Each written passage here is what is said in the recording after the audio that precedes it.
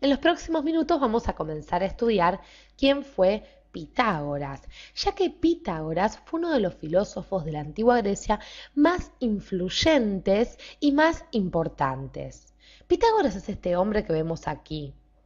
La imagen de Pitágoras, tal como lo hicimos en anteriores videos, la hemos tomado del fresco de Rafael llamado La Escuela de Atenas. Y para poder estudiar la filosofía de Pitágoras, tenemos que hacer sin duda mención a la increíble relación que va a haber entre filosofía y religión. Pero no nos adelantemos. Primero contemos un poquito las notas biográficas de este señor, de este filósofo de la antigua Grecia, ya que Pitágoras nace aquí, nace en la isla de Samos en el año 580 y muere en el 497 a.C. aproximadamente. Ahora bien, cuando Pitágoras, nosotros decíamos que Pitágoras nace en Samos, pero Pitágoras tuvo que huir de Samos porque los persias estaban invadiendo Asia Menor, toda esta zona. Entonces tiene que irse directamente al sur de Italia, precisamente a Crotona.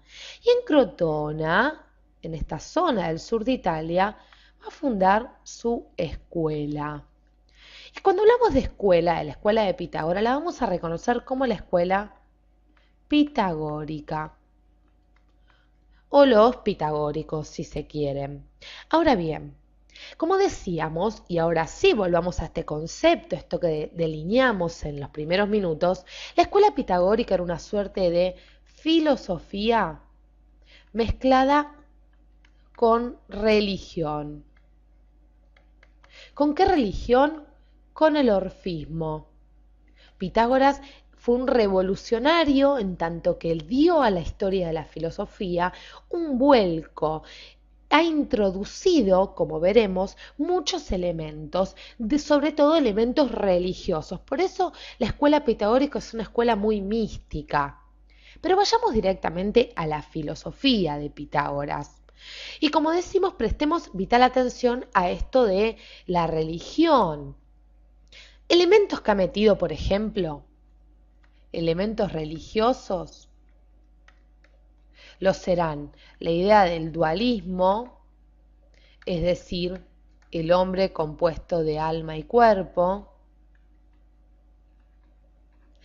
que es mucho anterior al dualismo platónico que veremos en videos posteriores. También ha introducido la idea de los sacrificios por medio de los ritos.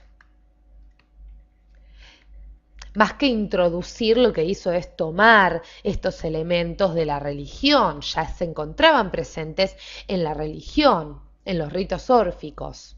Así como también, por ejemplo, para nombrarles la idea del pecado original, del juicio final, una vez que el hombre muere, etc.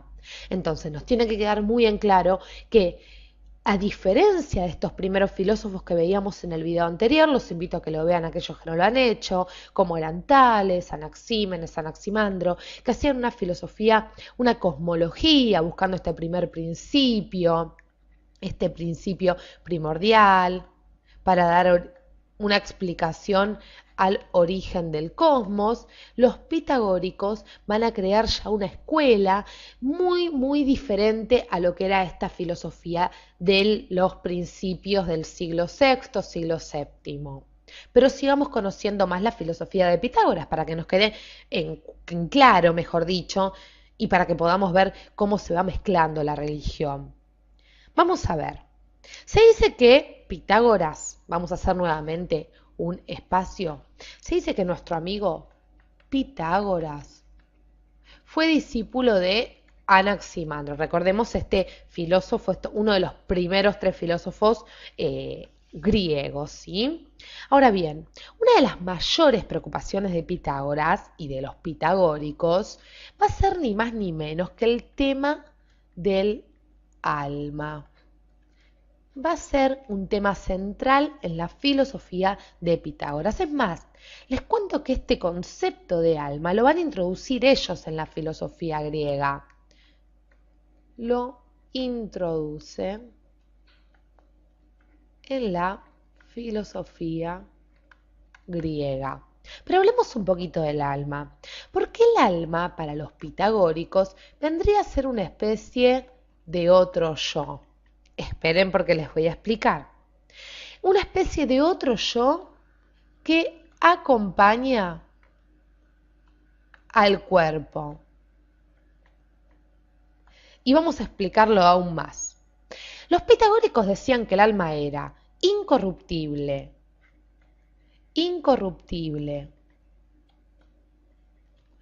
inmaterial,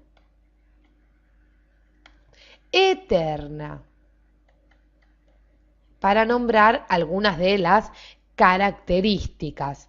E inclusive decían que el alma es lo que nos mantiene con vida.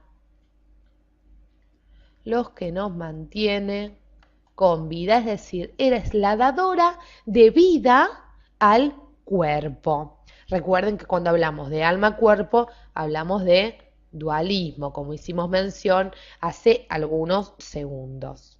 Pero hay mucho más para decir del alma, porque los pitagóricos decían que la ausencia del alma era la que producía la muerte. E inclusive el alma, y vamos a hacer ya un nuevo espacio en nuestra pantalla, el concepto de alma se relacionaba también con el de armonía. Y el concepto de armonía es clave en la filosofía de Pitágoras porque los pitagóricos, les cuento, eran grandes matemáticos, geómetras, eran estudiosos de la aritmética. Por eso la armonía sería un concepto clave, una idea clave en toda la filosofía. La armonía, entonces, decimos, es un elemento esencial. ¿Y por qué se identifica la armonía con el alma? Pues porque los pitagóricos dicen, les cuento, que el mundo mismo está regido por esta armonía. Rige el mundo. Y les cuento aún más. Esta armonía rige el mundo de forma tal que el alma condensa en sí la fuerza necesaria para mantener y conservar esta armonía entre todos los componentes del cuerpo. Las almas entonces ayudan a mantener unido todo el cosmos. Ayudan a mantener unido el cosmos. Vemos entonces cómo se da esta relación entre alma y armonía. Ahora bien, por otro lado, les voy a contar otro punto muy interesante de la filosofía de Pitágoras y la escuela pitagórica. Porque, como decíamos, eran apasionados de la aritmética y la geometría. Inclusive van a crear una especie de mística de los números. Recordemos que Pitágoras es el creador del famoso teorema que recibe su nombre, el teorema de Pitágoras. Dentro de nuestros videos van a encontrar la explicación a este teorema tan importante. Pero hagamos mención a esta mística de los números que estamos nombrando. ¿Qué pasaba con los números? ¿Qué pensaban los pitagóricos? Decían que los números eran el fundamento de todas las cosas. ¿Y cómo se explica esto? Les cuento, los números se encuentran en el origen de todas las cosas, decían. Son elementos reales del cosmos. Elementos reales. ¿Y por qué resaltamos que son elementos reales? Porque hoy en día nosotros, por ejemplo, para nosotros los números son elementos ideales, no están en sí. Yo no veo el número 9 más allá que lo veo escrito. Son construcciones ideales, pero los pitagóricos pensaban que los números se encontraban en las cosas. Por eso, por ejemplo, el 1 representaba la unidad, el 2 la línea, el 3 el triángulo. Y el número 10, les cuento, era el número que representaba la perfección. El número perfecto. ¿Y cómo estaba compuesto el número 10? Bueno, ellos decían que el número 10 estaba compuesto por la suma del 1, más el 2, más el 3, más el 4. Así por esta armonía entre los números, se formaba el 10, que era el número perfecto. De hecho, les cuento, para que vayamos cerrando, que toda la naturaleza para los pitagóricos, toda estaba hecha de números, todo el mundo estaba hecho de números.